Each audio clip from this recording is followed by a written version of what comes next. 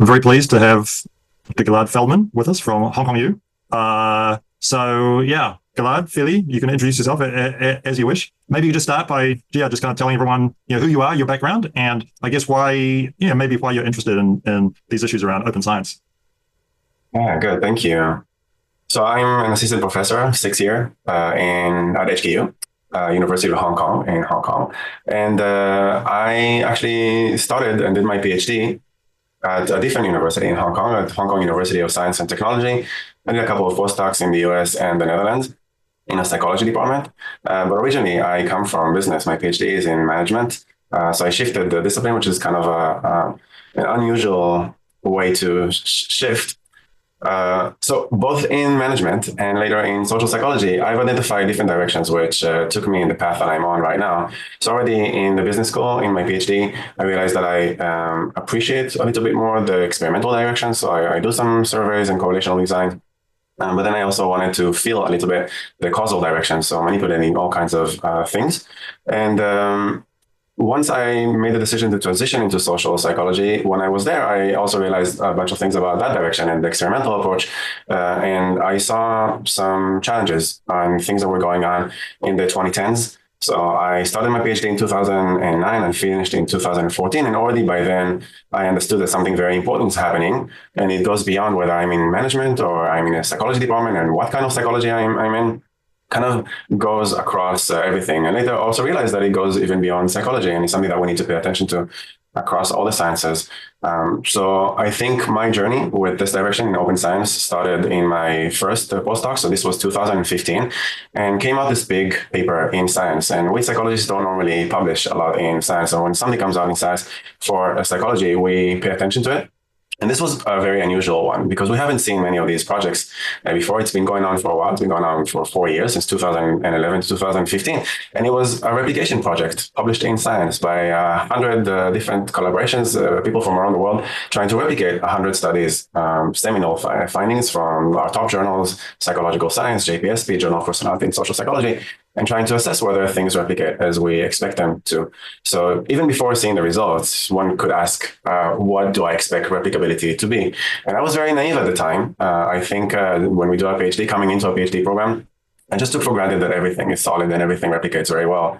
So I heard some rumors. I think we all were, right? I think all of us would have thought, oh, these are like major, findings in the field. I mean, sure, they may not all replicate every time, but they'll replicate decently. Right. So I think it's not just being naive in a PhD student because it's being relayed to us by professors. So when we come to the class, there's no doubt, there's no discussion of whether, what are the circumstances, what does this say, what was the sample, was it tested anywhere else? We just take it for granted that if it's in the social psychology book or the management book, or then it's real. If we see a TED Talk or we see a book come out, we just appreciate that this comes from a researcher that knows what they're doing. So it was a little bit of a trust system where I put my trust. Back then it was my professors in science, in academia, and even more broadly in society. It seems like society is trusting science, therefore this is what I should do. But every time I went into trying to understand what is actually happening and where does this trust come from, it seems like there were no good answers for that. So I think in 2011, social psychologists, which is nice that they were among the first to realize this problem, decided maybe we should look at science in a scientific way. The way to pursue science in a scientific way is to actually assess things, test hypotheses, and have some kind of an assessment on where we are on different factors. So for example, in 2012, once we understood that there's something called the questionable research practices, that people do all kinds of things that sometimes we refer to as p-hacking. So there's this elusive p-value that very few people can, that are not statisticians, can define this well and understand fully what this is. And somebody set this at some point in the 1920s to 0.05. And we just take it for granted. It's a word of God that comes down to us during our PhD. Like, this is what we should follow. Why is it like that? What does this actually mean? What are the implications of this? It was difficult to know, but a few papers that came out, given all kinds of things that came out in 2011, false positive psychology has shown that people, if given the opportunity, can get this elusive p-value to go below 0.05 by doing all kinds of things. So there's a lot of flexibility when we come and do research. We make a lot of decisions, and in every step of the way, that decision could go in all kinds of different directions. But if we already have a preconceived notion of what is it that we want the result to be, we can help the results go in a certain direction. We didn't realize how bad things are until 2011, and then we started doing all kinds of meta-science assessments using the scientific process in order to assess the way that we do science. So one of the first questions that we ask people is, do you really do anything to affect this p-value in order to push it down below 0.05? And suddenly we realized that even if you just ask people to self-report, are you doing any of these practices in order, like, for example, optional stopping, you collect some data, 5 participants, you peak, and then you say, oh, it's not 0.05 yet, let's collect more, and you peak. And then again and again, optional stopping. Turns out a lot of people do this. And it came to self-report saying that it's more than 50%. And when we ask people, do you see others doing this around you? It comes to close to 100%, but 100% people saying that they're doing this around them. And this already showed us, okay, so a lot of people are doing these things. So maybe we should assess what the credibility of our best journals, the findings that we have in our best journals are. So can you just say a little bit more about optional stopping? So why is that a problem, like statistically? Yes. So I'll start with the example that led to this being identified as a big issue. So in 2011, we had a very big social psychologist called Ben publish a paper in one of our top journals, Journal of Personality and Social Psychology, that claims that people can feel the future. So what they did over there is that they showed all kinds of stimuli, and typically we measure the response to the stimuli being presented. So we hook up people to sweat and heartbeat and EEG and a bunch of other measures. And then once you see something that's horrific, scary, or pornographic, then you start to react to that. What he was able to show using our best practices at the time was that people react to stimuli that is about to be presented in the future, randomly. In the future, a few milliseconds into the future, which we know is impossible. This is an impossible result given what we know of. And when we asked Bem to share everything and asked him, so what did you do here? There was no problem with the data. He shared everything and there was no indication for fraud. But what later he admitted to doing in a podcast is basically that for every participant that would come in, he would look at the data and say, okay, so did we reach the threshold of 0.05 p-value or not? And if you did not, then you just invite the next participant to come in and you measure them. So this peaking increases the chances of you finding something. And there's this dance that most people are not aware of. It's called the dance of the p-values, where p-values, just by the randomness of the universe, it goes up, it goes down. So if you keep looking, if you keep tapping into the sample indefinitely, because of this dance of the p-values, at some point, one of the p-values is going to go down below 0.05. So now we know, and it's a well-established practice, that once we peak, we compensate for this by adjusting the alpha. So we're reducing the 0.05, but every time you peak, one method is to divide this by 2. So 0 to 5 and so forth. So peaking needs to be adjusted for. But back then in 2011, we did not realize that this was an issue. But I think some people with a lot of experience in research realized that this is one of the ways by which you can gain this p-value lower than 0.05. So instead of just collecting the whole data at one time, like I did in my PhD, you just collect a bunch of different things. You look at them and then you keep going until you reach this 0.05. But this is just one of many practices. So for example, we know that if we add control variables, the more control variables you have, you can add the age and gender, and you can add the interaction of those. You can add a lot of these things. They change the p-value to some extent. And because of all sorts of statistical issues about the correlations between the different measures and so forth, it tends to, at some point, because you have so much flexibility and you can add as many variables as you want, and you can have as many interactions as you want, at some point, one of these, just by the randomness of the universe, can have the lower than 0.05. So obviously, if we don't know anything about that, then we have a real issue. Another thing, so this is kind of like the setup for the p-values and all of that. Another thing that we realize, and this is an even bigger issue, is we want to ask ourselves, who decided on this p-value 0.05, and why is this the criteria for getting published? So if you want to get published in JPSP, you want to show that people can feel the future. Once you've shown that, then you've met that criteria and you can get published. But what happened with the tens of thousands of people who have tried that and did not get p-value lower than 0.05? So it's not just that Bem by himself did all kinds of things, but also as a whole, we have a systemic issue with the journals not publishing null findings. So one of the first things that happened after Ben published his results is that, oh my gosh, we now need to alert the physicists and the world that this is, people can feel the future. Let's just repeat this one more time in order to make sure that we get this right. And a lot of people try to repeat this and nobody can get this to work. So we submit this again to JPSP and say, you have an issue with that paper because we can't replicate this. And what was the response from JPSP? They said, we are not the journal of failed replications of BEM, so reject. This created a big crisis for us because who is going to correct the record? The only record that you have in the top journal is having that BEM, but then we have all the others that don't. So if we think about this as a bigger problem, let's say if we have a vaccine for COVID or whatever it is, and a pharmaceutical company runs 100 trials, and just out of the randomness of the universe, 2 of these trials work and 98 fail. Is it okay if they just take the 2 that worked and submit those to the journals or, for approval, FDA? And don't tell us about the 98 that didn't work. Obviously, this is a big issue for us, but this is actually what happens in the scientific publishing community, where we don't see any failed replications. We don't see any null results. So one of the meta-scientific evidence that we have is that when we look at how many hypotheses are supported in our literature, in our top journals, we see that more than 90% of our findings reported in these journals are positive, what we call positive results. They're p-value lower than 0.05. But just by the randomness of the universe, it could be that some of them are failed, some of them are succeeded. Even if we're very, very clever and we're very good at doing hypotheses, this is not representative of reality. So these are just like a few things that got us thinking that we need meta-science in order to assess the way that we do science. So that led to us starting a whole avenue of, if we want to assess credibility, what would be a good way to assess credibility? So how would we even know where we are right now? How do we even know that things are working or not working? So one of the simplest tests, and this is almost take it for granted in science, but is not implemented, is that we need to do replications. So for example, if a paper was published in, let's say, JPSP or Psychological Science in the 1970s, it was conducted on some Princeton students or Yale students or whatever Ivy League university on a sample of 30. No.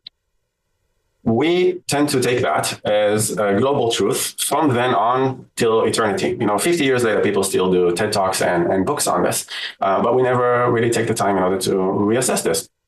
First, to see, could it be that something there was wrong? Did they get this right? And we already identified a lot of things that people did in the 1970s that we thought are amazing, have thousands of citations and hundreds of articles claiming to find these effects, which we cannot find any support for. So one classic example is social priming. So if you unscramble sentences or if you do some recall tasks regarding all kinds of things that are supposed to activate your mindset, then it affects your behavior. This is tied to the idea from cognitive psychology, which is very solid. You can see this in reaction times, in the way that you present stimuli, in that there's all kinds of ways to activate the mindsets, and this influences whether, how fast you would respond to all kinds of things. But social priming took it into a whole different direction. So for example, if you unscramble sentences regarding the elderly, and I don't know how they chose their words, but for example, one thing about elderly is one word was Florida. If you activate Florida, then people walk slower when they leave the room and they go to the elevator. So somebody measured how fast they walk. A paper that has 3,000 citations has been, countless books written on this, lots of TED Talks, but we couldn't replicate this. And there's lots of issues there. And once we started doing these replications, when you do replications, the power of replications is that actually, in order to do a very good replication, you really need to read the article, not just browse through it, not just, okay, so what did it do? Okay, what's the p-value? You really need to understand each and every step of the way. And then you realize, and I think anybody who has ever tried to replicate or follow up on somebody else's work, is that academic articles are very bad at giving you details. So you don't actually know what's going on.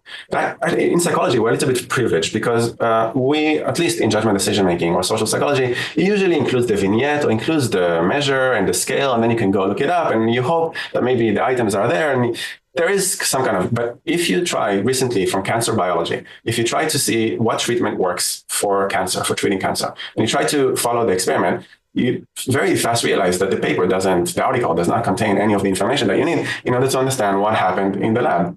What were the steps? How much time between each step? What are the checks and balances that you need to do that? So first, replications, even before you run the same study, they allow you to assess how good the literature is. Did they provide all the details? And already when we did this, for example, with social priming, did we realize there are some things that are in that article that are completely impossible.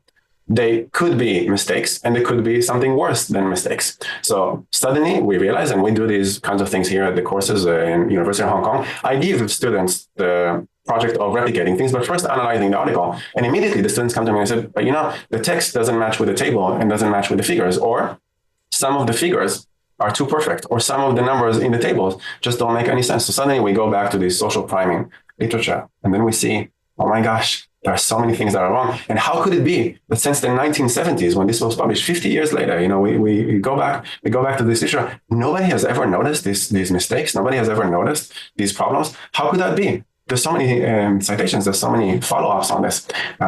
So this was the beginning of can of worms. We just opened this up. And once you start looking into this, you realize a lot of problems. So at the beginning, there's some problems with reproducibility. Second, there's some problems with mistakes or questionable research practices that you see in the literature, things that are just too good to be true. And then finally, the big shock of 2015, that in that science paper, the replicability rate was about a third. So a third of the findings were in the same direction and were supported as in the original. But even worse than this, in the ones that are supported, the effect size, the magnitude of the effect was about half.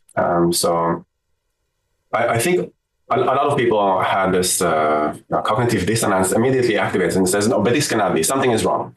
And I feel this a lot because I do a lot of replications and I submit this to journals, and I can see a lot of the reactions that I get from reviewers, and they reflect very strongly the reactions that I had back in 2015. It's like the replicators must have done something wrong. So the replication is wrong. We believe these findings on a Stanford sample of 30 participants from the 1970s, but we don't believe 100 labs that did this recently based on some protocol. We want to believe the original findings, and we've invested so much in them, and we've educated our students on this, and we told the public on. So we want to reject this new evidence. But at the very least, even if you have some concerns and you want to visit what these 100 replications did, at the very least, it should give you some reason for pause to really sit down with yourself and think, okay, what actually happened here? So what does this represent? And why do I believe more the things in the 1970s with these researchers in JPSP than I do these researchers that recently did the replication?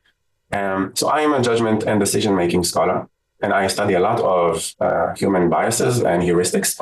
And then I realized that we are very good at telling others, the public, about how much they're biased and how much they should be careful when they're doing investments, financial investments, and when they're doing health and all that. But we never really took a second to realize the biases in us. So we're very good about telling others what they should do, but we never really looked inwards in order to try and say, are we biased? Is there something here about the way that we react to things, the emotions involved in this, in the way that we evaluate replications, the way that we evaluate replicators who invest in open science, in taking the time to do this kind of thing? Is there something in the system, in the way that we hire, in the way that we promote, in the way that we fund research that might be biased and is causing some of these inherent? So it could be that in a perfect world, BAM and feeling the future and questionable research practices would not happen. But if people are doing this, is there something that is maybe causing them to do this? Even if they come to know that this is an issue, is there something that we are doing as a system in order to cause this? So there are different levels here.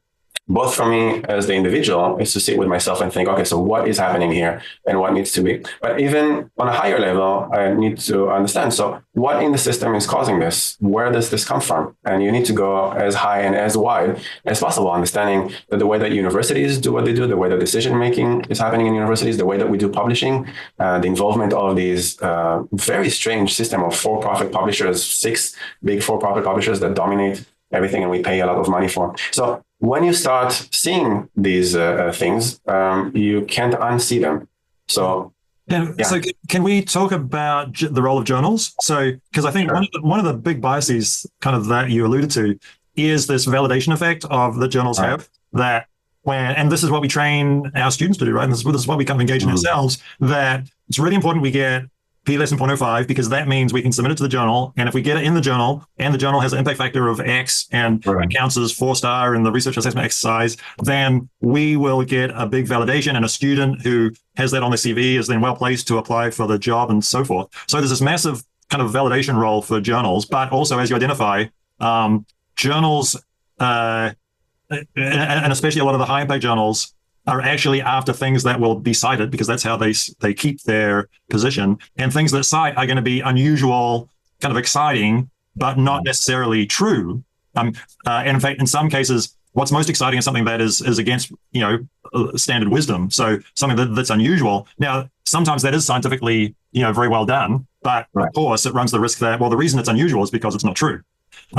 So yeah, can you maybe speak a little bit about what are the processes that some journals are starting to, or maybe that people are proposing and that some journals are beginning to adopt that can, at least help to kind of address some of these issues? Yes. So this is a very big topic, and there's so many issues here that are involved in this. But I'll just start from the obvious, and I think we all know this is we give a lot of prestige to these journals. We trust them, so we say high impact journal that is well cited probably does a good job at assessing the credibility of findings. So I think if we take an average person from the street and say, do you think that Science and Nature publish good research? They wouldn't even know what Science and Nature is, but just because this being the most reputable one in academia, they would say, yes, I have trust in science. And then if you go a little bit deeper and you ask not just the layperson in the street, but you ask us scientists, like, what leads you to give that trust to these journals, Nature and Science?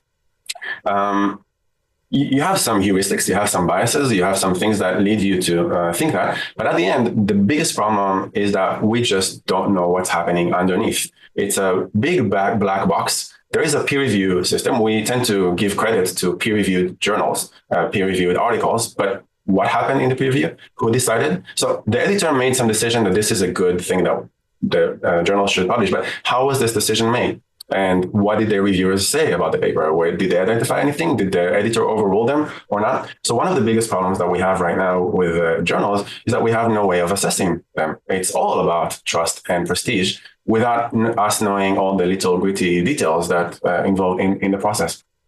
So one of the first things that we need to address is just opening up the peer review system. So at the very least that we can assess this. There's also other things that I think were originally well intended. So for example, we want people to be protected. So for example, if they have a new idea and they go against a certain camp or something revolutionary, or maybe they're early career researchers, we don't want the people of high prestige to get some kind of advantage. So that's why we do this double blind. We protect identities. But with this comes a lot of different issues. If these are anonymous and we don't know who they are, can we really? So what expertise did they bring in?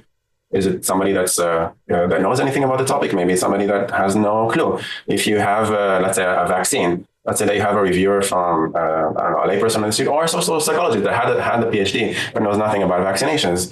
So you want to be able to understand who said what, when, and have some process. And if you're really biased, you also want to be able to measure that bias. So now, because we hid everything and we have this double blind, we actually don't know if this double blind really helped us protect anything. So we have this intuition that this needs to be done, but we didn't follow up with understanding whether this really worked out. And what tends to happen is that actually prestige does matter, and it comes implicitly. So at the end, editors do know who the authors typically are, especially the chief. They know exactly.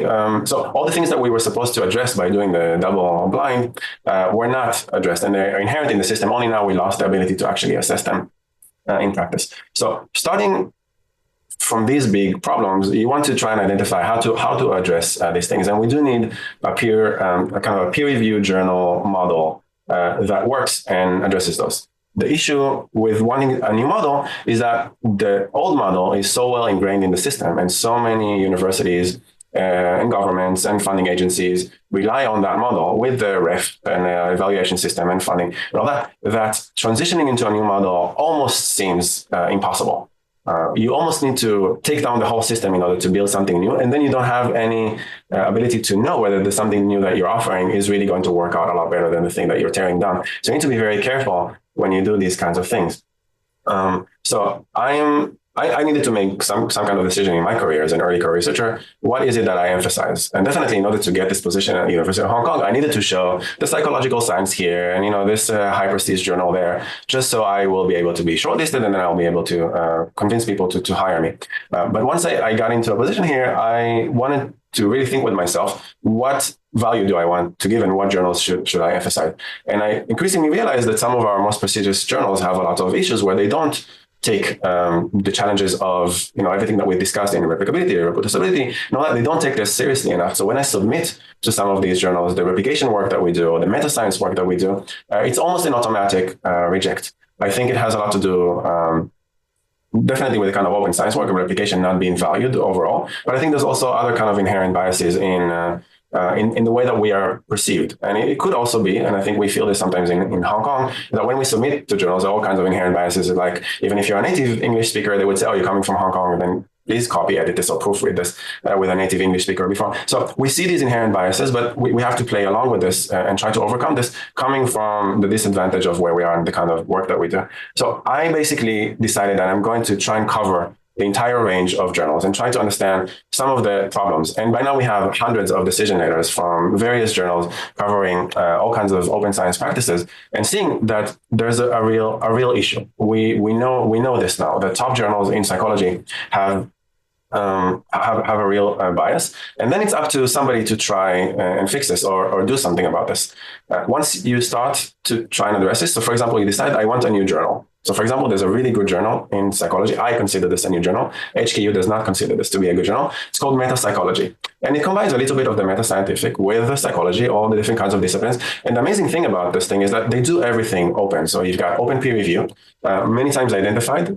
So you can opt for the identification, but the default is for you to be identified. And then everything is open, materials, data, and code shared. And then they have reproducibility checks. So for example, when you are published, they make sure that everything that you did in your code actually runs as intended, and a bunch of other things that they do really well. When they started with this, I thought I would love to go there because they're revolutionary. They're doing something that no other journal. They're setting the standard very high. Now we have the impact factors here, but now we also have something called the top factors, which is transparency, openness, and so forth. By the Center of Open Science, they're trying to compete a little bit with this. So we need to try and establish some kind of norm that would show a counterbalance to the impact factor. So in these top factors, meta-psychology was doing really well. So I decided I'm going to, and another thing, just to address the for-profit issue, it's a diamond open access. So it costs nothing to submit, it costs nothing to get published. Everything is done by the community for the community. So I would like all of my research not to be behind a paywall. I would like my research to be as open as possible. I would like to have the highest standards of the top factor of transparency and openness. I would like to submit as much as possible to meta-psychology, but I cannot, because if I care about getting promoted, and if I care about the ref, and I care about all the things that HKU cares about, then I would be in a very delicate position where there's a conflict so we've got incentives on one side, and we've got this wanting to do better science. So I am involved with a lot of people in the community, also with meta-psychology, but beyond, trying to think how can we work both with the old system and trying to find something in a new system that would replace the old system. And it took a little bit of time, but I think in the last 3 to 5 years, we've identified a few directions where we can actually do something that is different. There is a path that I think in 5-10 years would come to replace some of these issues, but it does require not people like me, but more people like you. So, deans and people, decision makers up on top, to make the decision that they would at least allow for the other model to coexist with the current model, so that at some point we can evaluate both of them together and say, okay, so now we've got these two. Which one seems to be the better system, the better model? I personally, with my own biases, have no, I'm very sure which one would come on top, but to transition into this model, it will take a very long time. So in terms of that transition, and inevitably people needing to work with traditional journals, right? So what about things like pre-registration as a way to at least alleviate some of the potential biases that can enter into research, and maybe just so what's your thought about those, and what's your sense of how those are beginning to enter the discipline? Because my sense is that a much larger number of journals now than before are at least open to people pre-registering. Quite a few are now expecting, and even if they're not requiring pre-registration, things like I think in psychology broadly, now you need, for example, to justify what's your sample size, how did you come to that. Was that, what evidence do you have that was estimated beforehand, so that you weren't just collecting data until you could peek behind? So maybe could you speak about some of those practices, and what's your sense of those? Yeah, good. So there's a lot to be said about this as well. Just I'll start with what is a pre-registration and what's intended to do. And I think pre-registration is the most hyped of the open science practices. And I would say it's not necessarily the most important or the things that give the most value. So I would just generally say that when we do research, we should have a plan. In many places where you have an ethics committee, an IRB, you need to submit that plan in advance in order for somebody from the outside to assess whether this meets the ethical standards of that university with that sample or whatever kind of research you're trying to do. And it wasn't always the case. We used to have research done without ethics committee, but at some point we realized this is something that's very important to do, both to get some kind of an oversight by the university in order to decrease the liability of the university with a battery of lawyers, but also for us to be able to gain some insight regarding our own research. Maybe we're not seeing something. So if we're designing a study, and for us it seems, no, there's no harm to participants, nothing can go wrong. And I see this a lot when especially with undergraduate students, they submit their proposal to us and they think, oh, there's no problem here whatsoever. And I'm looking at this research and I'm realizing, oh, these are very sensitive questions. In the wrong environment or in some circumstances, this could pose real potential harm for participants. So sometimes you need to understand, I don't know everything. I am a little bit, in my own bubble. I would welcome some expertise outside. And I also need some kind of stamp of approval to say, HKU IRB gave me this, so I can proceed in order to do my research. I think of pre-registration in a very similar way. I think of it as a plan. And the plan is both for myself and for others. For myself, it allows me to, before I go and run research, to really plan out everything. Why am I doing this thing that I'm doing? So if nowadays we expect a power analysis or some kind of sample planning, before I kind of ask people, so how did you decide on this? So some of it was, no, we'll just run this and see.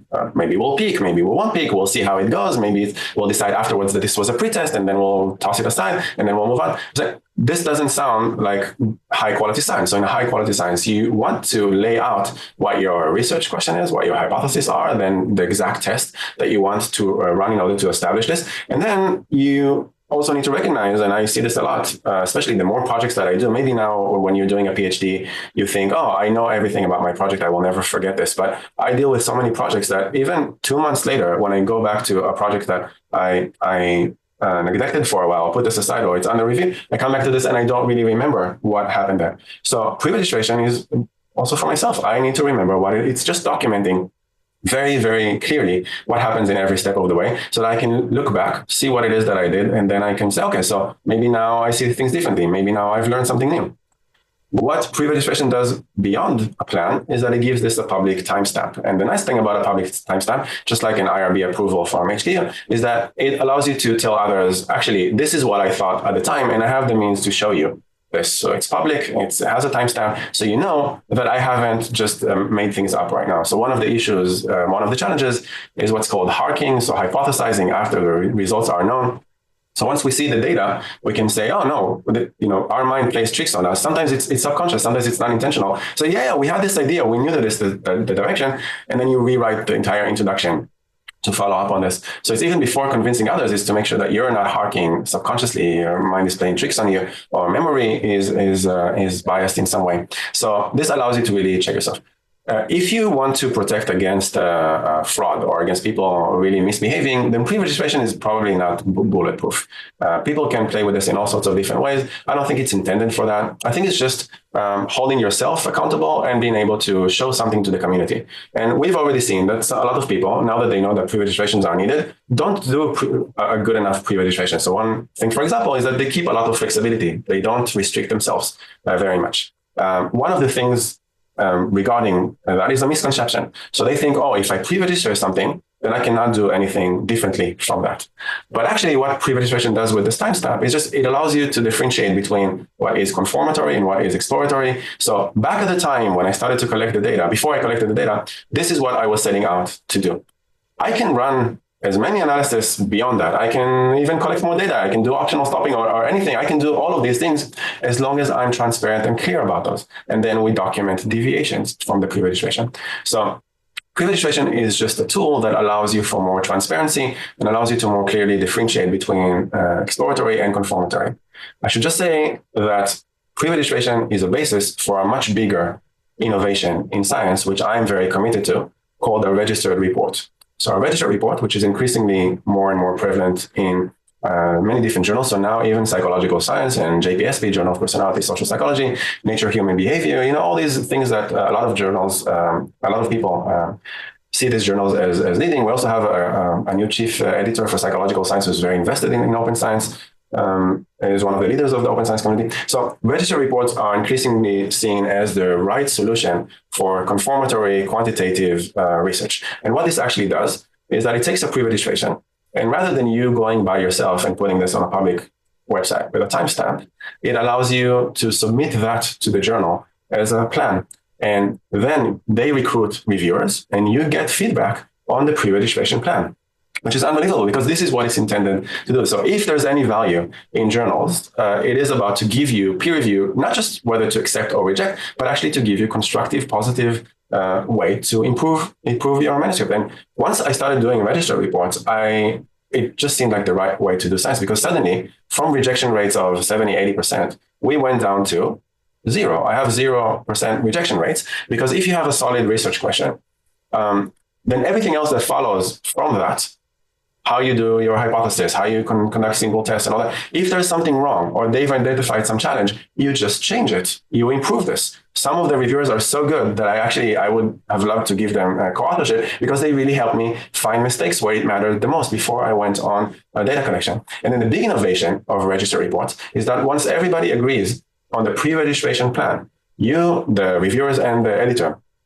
see this as the best plan to test the research question that you have, then the journal grants you what is called an in-principle acceptance, meaning that this is going to be published regardless of what the outcome is. So all these things that we talked about publication bias, where journals only publish the p-value lower than 0.05, all that is just disappears, because there's no incentive for me to do questionable research practices, to do anything, because whatever it is that I find is of value and is going to get published. So then the peer review in the second stage after the data collection. So first you get an in-principle acceptance, then you proceed to data collection, and then only you write out the result, and then you submit this to validation stage. So this is a stage 2, where the only thing that the reviewers actually do is to see whether you followed your pre-registration plan or documented very carefully all the deviations and justified them. And then all the uncertainty, all the pressure, everything suddenly disappears. So everything about the registry report model just seems to me like the right way to do science. And it's good not just for the for science, but it's also good for the authors. Because, for example, if you as a PhD student decide to go and do a register report and you get an in-principle acceptance, that is already like a line on your CV. This is a guaranteed publication. Another thing that you can do with this is that, say you don't have money funding, you can go to a funder and say, I already have the publication, so just give me the money to run this kind of thing. Let's say that the funding agency doesn't have the money or doesn't believe in register reports. You can go online and say, I have this really cool idea and I have the guaranteed publication, but I don't have the means to run this. Who wants to join me? And then we're going into large collaborative science where we can invite others to kind of complement what it is that we do. So register reports really changes everything about the way that we do science. And it's built on this very simple idea of a pre-registration. So you can decide whether you want to go down the route of pre-registrations. And I think this is increasingly going to be accepted practice. You can do this different quality, but it's increasingly getting better and better. But much better than that is to go down the route of register reports. And now you've got the big journals that are looking at this, accepting this, and seeing this as better quality. And meta-scientific evidence that we have so far, it's preliminary and it's it's still pending, but it does seem like it definitely addresses publication bias issues, but also seems to be much higher quality because it involves the entire community and you're getting feedback on the pre-registration plan when it really matters. Mm-hmm. Okay. Hey, I don't want to take up too much of your time. Can I just we've spoken quite a lot of the examples that we've given are from kind of psychology, behavioral science. I'm just interested in your thoughts going a couple of different directions. Does open science have relevance for qualitative research? I mean, qualitative research by definition is not objective in the same way that that quantitative research is, but has a lot of the same potential biases, risks, and so forth. So are there practices from open science that are relevant for qualitative research?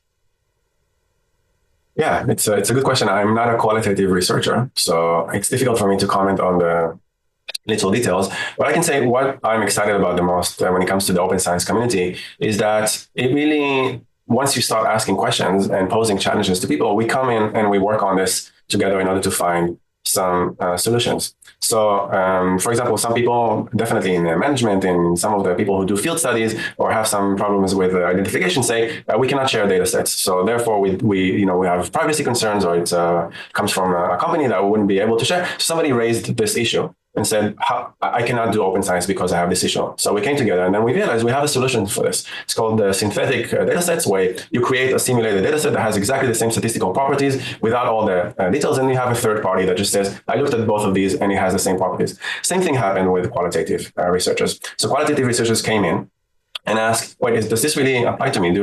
How do I do? Is a pre-registration even relevant? What should I do? What kind of data should I share? And now we have different groups that are dealing with these questions. And I've already seen some of the things that come out of that. And there's definitely a growing group of qualitative researchers that are identifying different solutions for them in doing open science, and have come out with templates, with guides, with forums where qualitative researchers can come in and join. So whatever your issue is, or whatever type of researcher you are, the nice thing about this open science community, it's really grassroots, and there's a lot of people working together collaboratively. So you just need to raise these issues, and then we will work together in order to make this happen. So if something that I said doesn't seem to apply to you, you're not sure how to do this, then you can reach out to me. I'll connect you with different people. We have these amazing conferences like the Society for Improvement of Psychological Science, where instead of people just presenting their research, we sit together in a circle and do hackathons.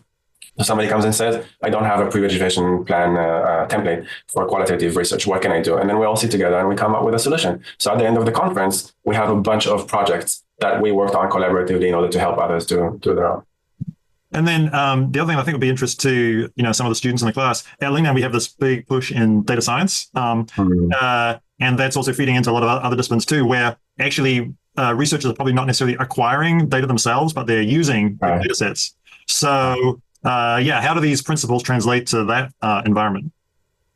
It's stuff that we need to discuss. So for example, I already know that there's a pre-registration template for secondary data and data archives and all this, but it's in debate. It's controversial. Some people are saying pre-registration is not relevant to that because you already have the access to the data. So some people come up with all kinds of solutions where they say maybe you can limit your access to the data. You do a pre-registration, and then once you get access to the data, then you run the stuff on it. Or if you have a large data set, and we deal with a lot of data sets also in my kind of research, is that you explore. So you split this randomly into two. You explore as much as you want, and you give the other half to somebody else. And then you explore as much as you want on the first half. You get all the hypotheses that you want, your LLMs, whatever it is that you want to do over there. And then you pre-register based on that, and then you run that on the other half that was given us.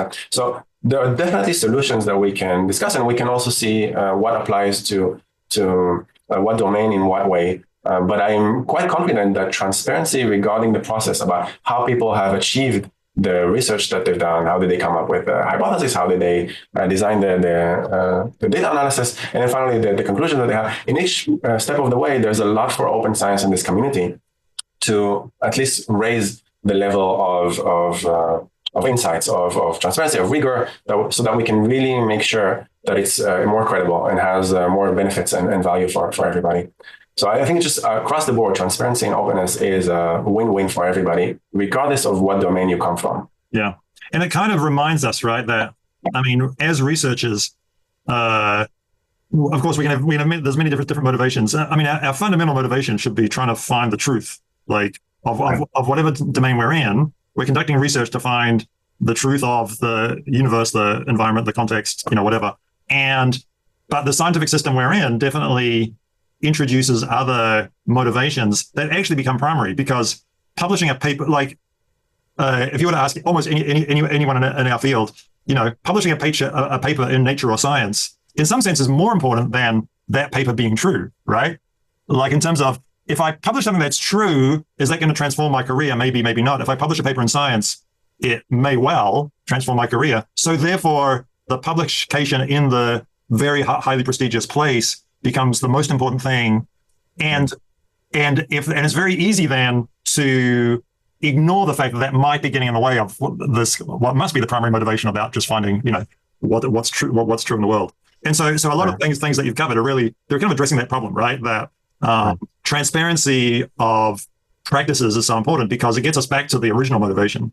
And the problem for the system is, the system still needs a way to find winners and losers, right? The system needs a way to allocate scarce resources. I mean, tenure track positions at Ivy League universities is a scarce resource. How are you going to dispute that while counting up public papers in highly prestigious journals is an easy way?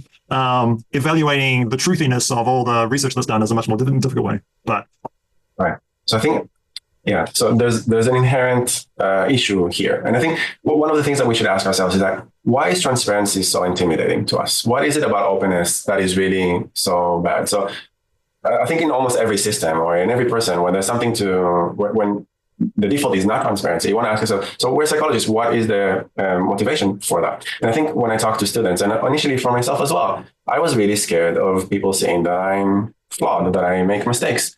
I was really, really scared that if I share something, somebody's going to come and say, oh, this is stupid. Look at your code. It's messy. It's not well documented. And then you've got a bunch of mistakes in there. But if you take a second to think about this and the real motivation of us pursuing the truth, this is the best thing that could happen to you. Because actually, I would want somebody to find the issues in my research now, rather than me later, 30 years later, with people wasting billions of dollars and hundreds of researchers, then realizing I did a mistake, and then somebody coming out with some method and finding out that I did this thing. So a lot of these researchers who did the social priming, I think even BEM who did this feeling the future, I don't think they're bad actors. I don't think they were trying to fool everybody and just benefiting from books and TED Talks. I really think that we at the time thought that we're doing the best for society, but we were looking for these idealized versions of a researcher, flawless researcher. Research is this amazing process where everything is peer-reviewed and just magically works out. I think humility is what is needed here. So for us to first understand that we are not perfect, that we make a lot of mistakes, and there's something about transparency and openness.